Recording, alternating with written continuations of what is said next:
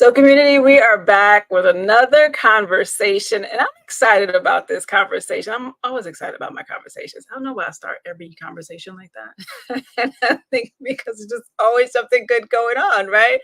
So, here's how we will kick off. I'm going to ask you all to raise your hand if you're familiar with the term imposter syndrome. Great. Now, keep your hands up if you've ever doubted your expertise, feared being exposed as a fraud. Mhm.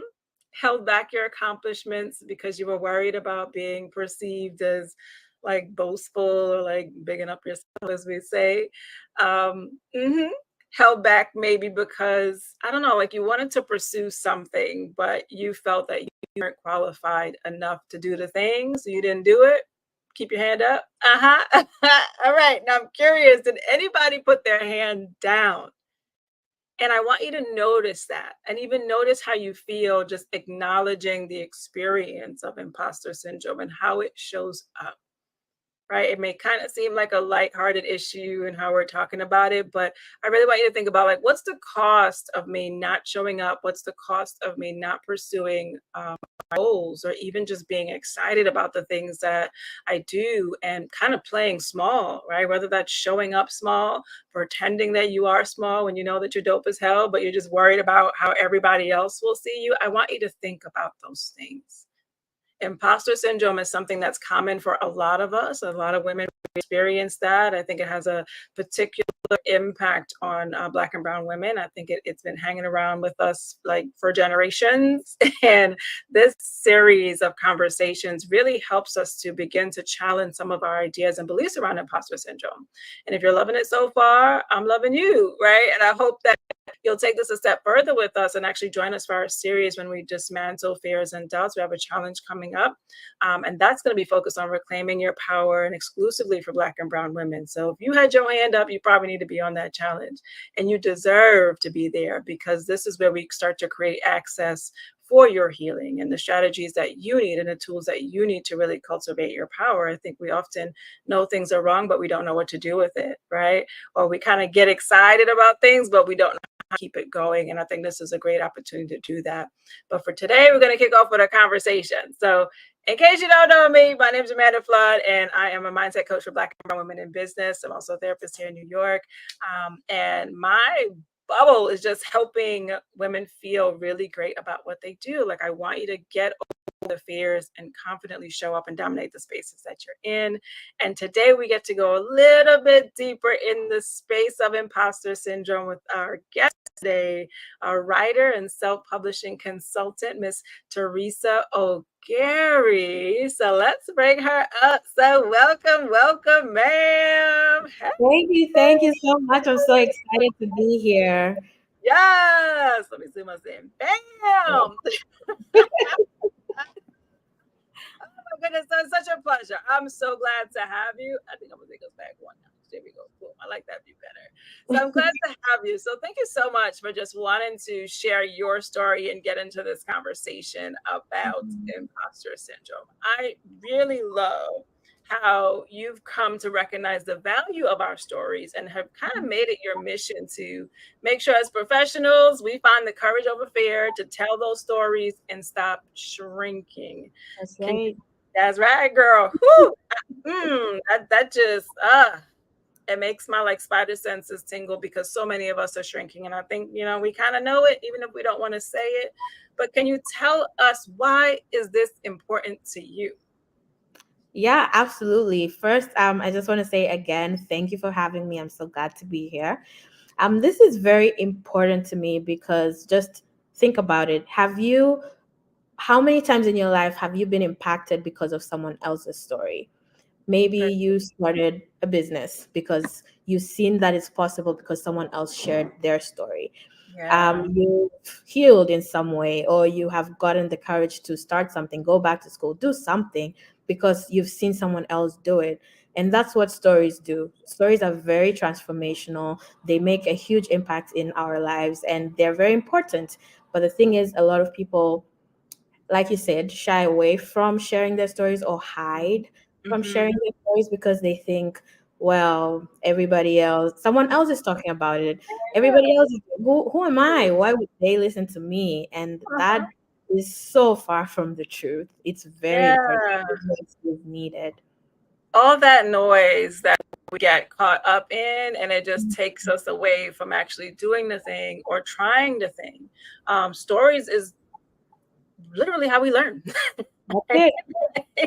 We can all trace back to childhood stories. Think about the stories that that were read to you. Think about things like Aesop fables come on, think about family stories that you've heard or the things that people have shared. Like all of that is storytelling.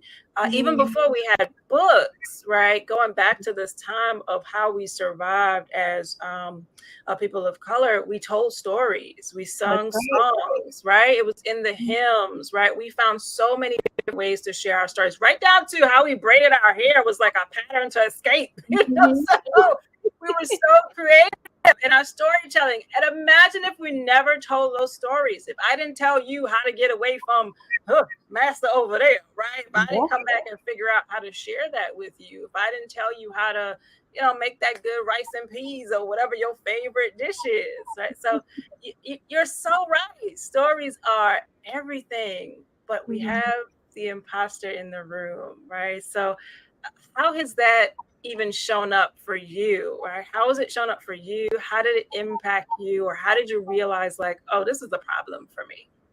Yeah, for sure. So when I wrote my first book, that was 2018. Before then, I first of all, I never thought I could write. I'm an avid reader. I enjoy reading. And Yeah. when I started blogging, it felt like more of a calling. I need to share this.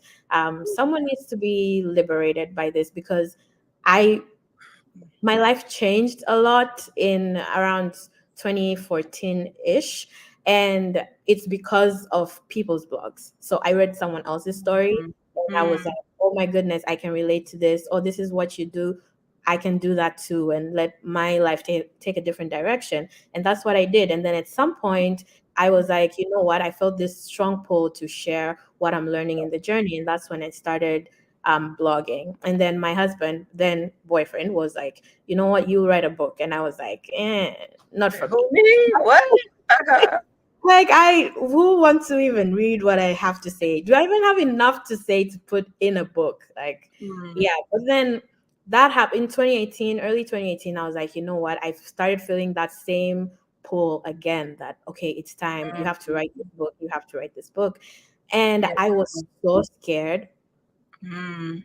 so scared to get started, because I'm like, I have, first of all, I don't know what's out. I know what I want to say, but like, who Mhm. wants to hear what I'm saying? Like, there's Right. smart people, people with bigger platforms, people Uh, who probably know way more than I do. Like, right. Right. Look they at can, the noise, right? It's already starting to say like, oh, who are you? Right? exactly, like they can do it, but I don't think I can. But eventually, I did write it, and I wrote my book in like a month. And my plan was, I'm just going to write it like no one is ever going to read this. And that's what I did, just to kind of help me get out of my head. And I did that, but then I sat on it for so long before I actually published, That's like because that next part, right? Because even if you get over that hump, it'll still get you in a certain way. And then it's that action where it paralyzes the action. So like you made it exactly, over the first hill, but then it was like, exactly. pop the brakes. And I just sat on it. I was scared. I was freaking out. I didn't know what to do. And I did so much research, but really the research was just an excuse to not show up. And it delayed me a lot. Got it. Um, and when I eventually did, I actually hired someone to help me out, like a coach. So I saw her, she used to blog, then she wrote a book. And I'm like, I can relate to that. So I hired her and she helped me out, and I launched my book. But after that, I pretty much kept quiet about it. I didn't share it Mm, as much because it felt so like, my friends would help me say like, oh, she's an author and stuff. I would shrink away from even voice. yes.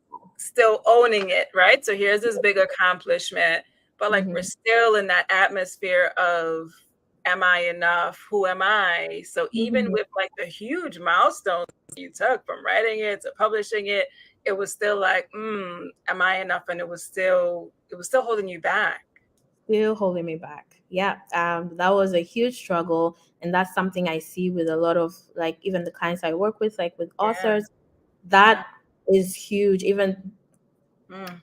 you might want, so a lot of people say they want to write books and they Mhm. have excellent ideas, they have a lived experience of it, but when it comes down to it, they start freaking out like, oh, I don't hold so and so degree, and I haven't done this and this and this. But you have actual Yeah. Yeah. lived experience. And I think it's, when you're dealing with imposter syndrome, it's good to redefine what Mm. an expert is.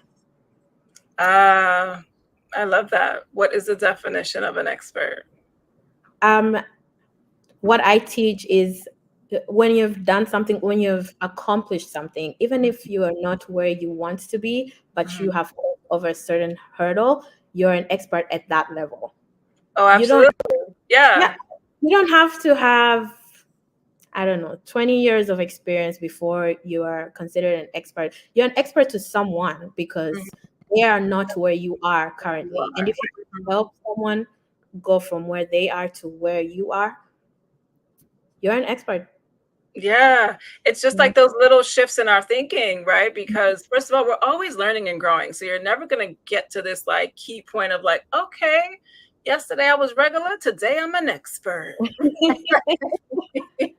And that is this night and day thing, you know.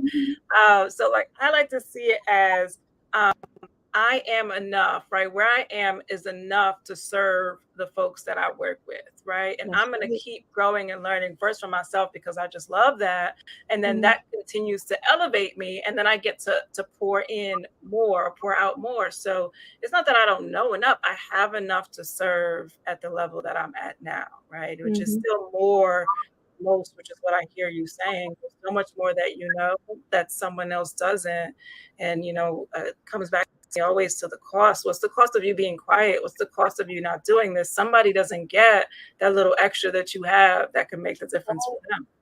That's right. Yeah, because at the end of the day, what makes the difference, apart from your lived experience, it's you, Yeah, your unique you're experience, your unique. life. Yeah. So you're the secret sauce, pretty much. If you're the secret sauce and y'all are listening, put that in the chat. I am the secret sauce. Claim it, own it. And sometimes you have to remind yourself of that all the time and start to think about what makes me the secret sauce, right? Mhm, The whole idea behind the secret sauce is it's got its own special ingredients. Look at barbecue sauce. There's so many different kinds of barbecue sauce. They're not mhm. worried about like who's being the imposter and like there's too many. There's so many, right? But True. everyone is slightly different. Everyone has, first of all, most of them have the same base damn ingredient, but it's still a little something different that creates this unique thing. So even though I want to feel like there's nothing different about me, there's a lot of similarities to you and the next person, but that experience the other person doesn't have. How you view things, the other person doesn't have. How you Mhm, may explain it or show up, the other mhm, person doesn't have. And we've got to take the time to notice that. So mhm, now that you've owned, I am the unique sauce, sorry, I am the secret sauce, write down a couple of things that make you unique, right? Three mhm. things. What's three things that make you unique? I'm actually going to throw that question to you. What's three things that make you unique? That is a good question. I would say my experience, like as a person where I've lived in different cultures. I actually immigrated from Tanzania, that's in East Africa, and then Mm, I moved to Canada, and I've been here for about 10, 12 years or so. And I've met my husband here, and my husband is from West Africa. So then now I'm learning a lot about his culture and where he's from and things like that. So that cocktail of cultures and mhm. people and traditions and whatnot, that makes me unique, that's for sure. Absolutely. And it's adding to your uniqueness, right? Things you never thought about that you're like, oh, okay, we could do that. We could try Yeah, that. yeah, absolutely. Yeah. Um, what else? What makes me unique? The way I speak, the person that I am. Really, honestly, who I am Everything is about just you. Yeah. different. It's different from each person, and everyone has that their own uniqueness,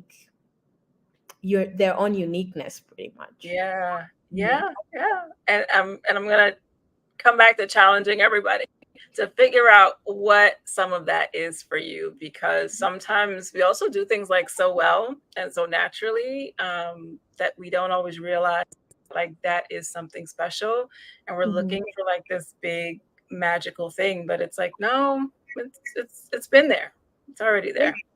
yeah, you're absolutely right. Like when I said I started writing off as a blogger, and then I wrote a book, and then I decided, you know what, I want to get into communications. I enjoy writing, I enjoy telling Mm, stories, I love and that I want to. evolution. But my background, my educational background, for example, is in like science, computer science, math, Mm, kind of mm, stuff. And then I had no work experience, like professional experience. I didn't go to school for writing or English or journalism or anything. And I mm, wanted a job in communications. And I freaked out about it. Like I wanted it, but I'm like, nobody will hire me because, I don't have all the whatnots. But I was like, you know what? The worst that could happen is they would say no. I have to try.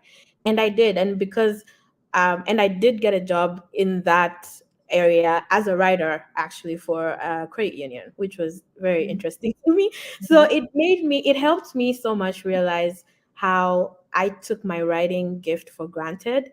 I thought mm, go to mhm. school for it. I have to be certified for it. Nobody will hire me because I don't have a journalism All degree. those things. Yeah, Mhm.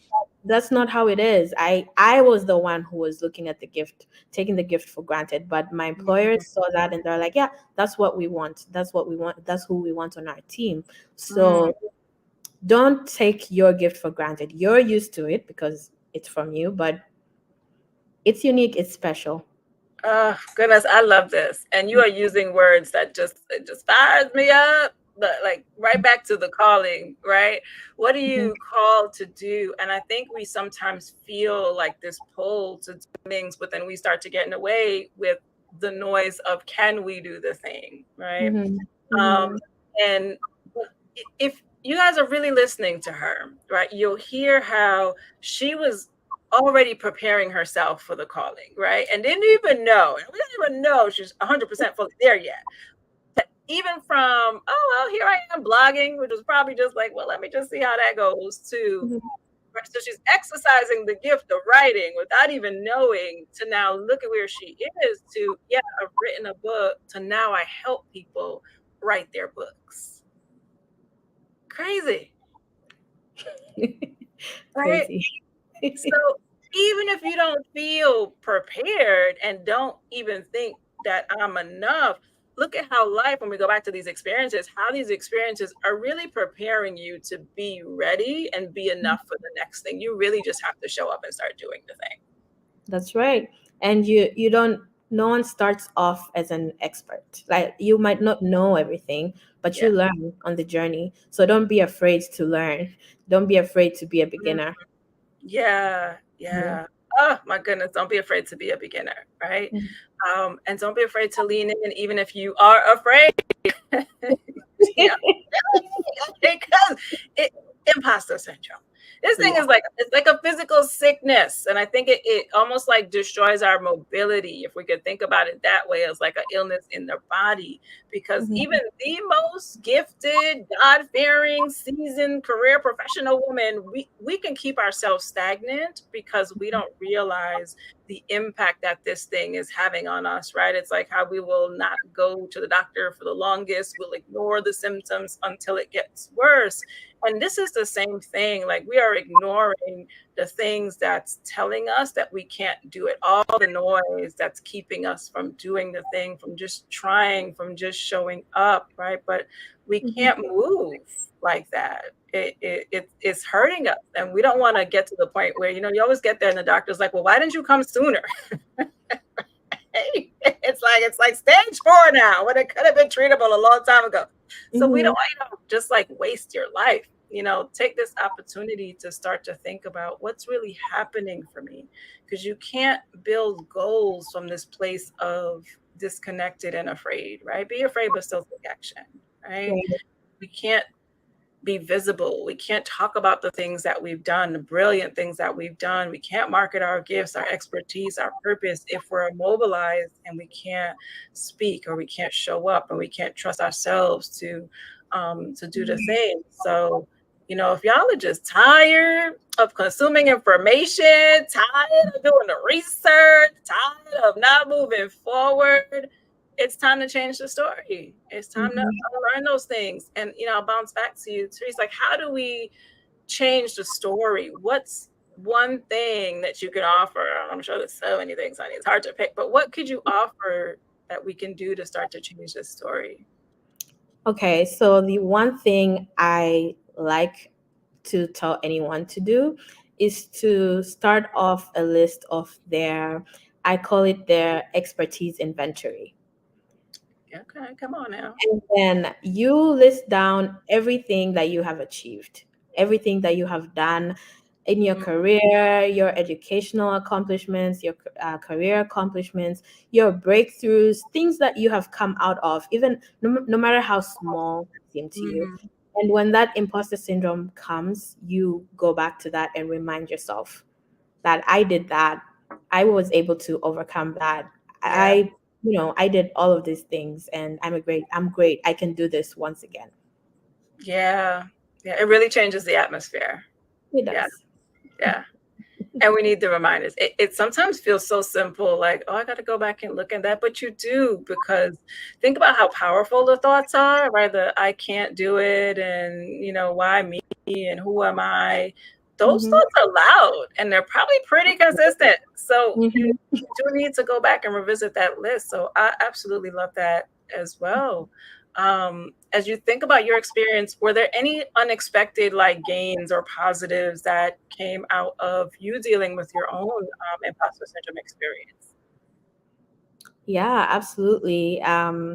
One of my favorite ones is when my friends sometimes they reach out to me and they're like, you inspire me. And I'm like, me?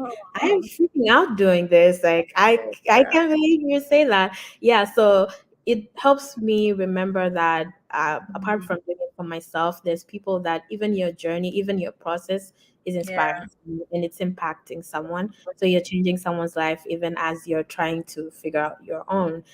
And Mm, yeah, so that's very important. But I've also learned so much about myself and mhm. the things that I am able to do and how I can push That myself and part. yeah, increase my capacity because sometimes you think I can't possibly do that. Mhm. But then you're like, you know what, I'll give it a shot. Let me try. And then you see yourself, you see the growth and I It's inspire you. amazing.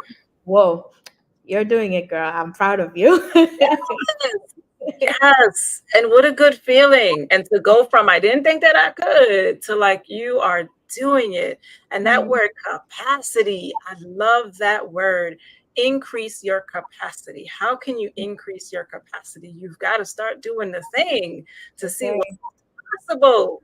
You don't even know what's possible for you yet if you're not out there trying. Yep. Ah, so beautiful. So, if I asked you, how do you redefine imposter syndrome? Because that's kind of the series here. Because I feel like it definitely has it is a bad name, I guess, has a bad reputation. But I think there's still things that we can gather from it, even in your like turnaround story, to recognize, how amazing I really am, and getting to Mhm. this place of increased capacity, which we see. Oh my God, I can't even tell you how much I love this so much. Right, like, oh, girl, the woman of God in me is like so excited.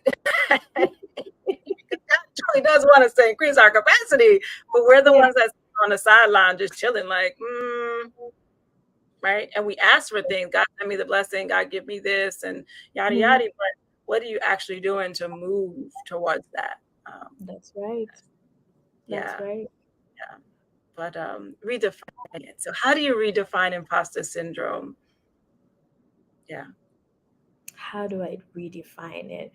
Yeah. Honestly, what I can say is so far, I don't think it goes away completely. I've spoken to a lot of people who have accomplished some great things and they still sometimes feel like I'm a fraud. What am I doing here? Like, I don't know what I'm doing. Yeah. So it's that constant Mm, reminding yourself of who you are, reminding yourself that you're able to do things, to do hard things, to do the things that you think you're not able to do, and just be okay with being uncomfortable. Because yeah. it will feel uncomfortable when you're doing something for the first time, or when you think you're not good at doing whatever it is that you're doing. But be okay being uncomfortable. It's for a moment. Everything you know how to do now, you learned at some point. You didn't know how to do it before. You didn't know how to use your computer before, or a program, or Right. something, but you figured it out. You're an expert now. You're an expert. If you're a business owner, you didn't know maybe anything about business, but you figured it out as you went. It Right. was uncomfortable, but you pushed through. That's Yeah. really what you can do. Yeah, I love that. In the idea of imposter syndrome stops you from seeing that part of you, right? The woman who Mhm. can figure things out, who can take in information and get to that place of knowing. So even Mhm. if you don't know, you have the skills and abilities to go figure it out. Like, don't forget her. And that's like, keep that list so you can see it and remember her and show up when everything else tries to tell you that, it's not the case because it really is.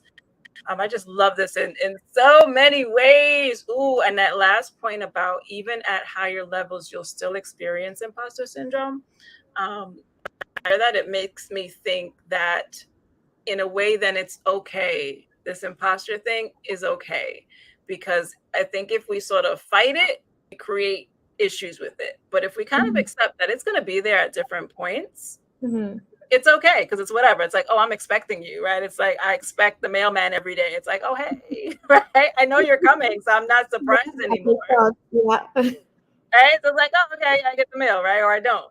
So now Mhm. it's like, oh, okay, I get to decide if I want to entertain that or not. Mhm. Or if it That's comes it. up, I can come back to that list of how great I am. I can remember my Mhm. secret sauce, right? So, yeah. So I think we're giving you permission to feel that imposter syndrome and have that experience, but still know that I'm actually not an imposter, right? Mhm.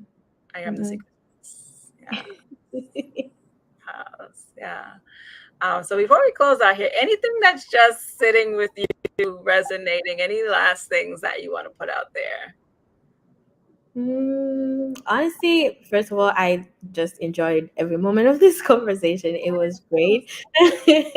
And I like that you said, I'll just kind of add on to what you just said about you're already expecting it, so it is your choice to entertain that thought. It's your choice what you choose to do with the imposter syndrome. So you can either let it paralyze you, or you can also use it as fuel to kind of like learn more, or like, I feel like I'm not qualified for this. Why? And kind of dig deeper. Why do you feel like you're not qualified for this? Maybe you can find out some things about yourself that you might want to switch around.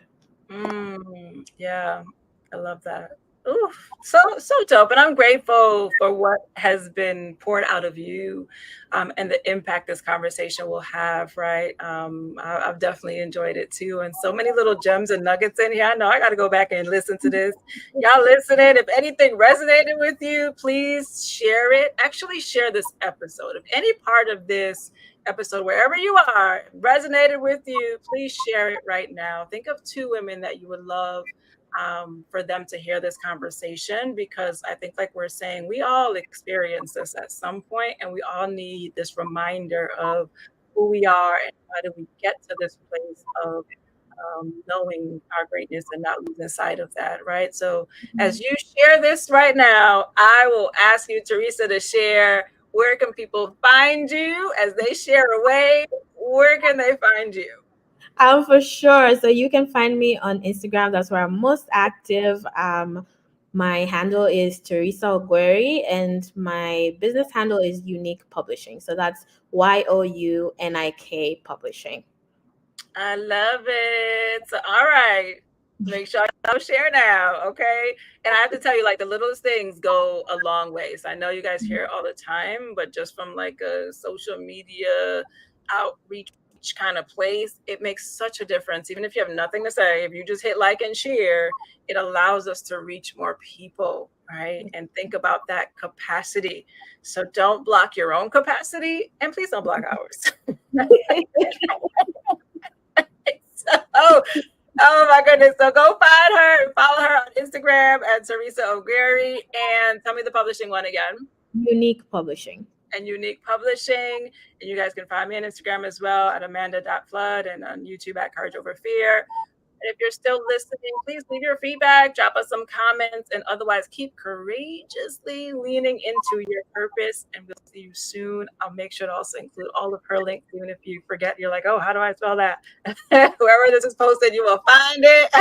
But everyone, we thank you, Teresa. Thank you so much. Take Thank care. you so much for having me. Bye.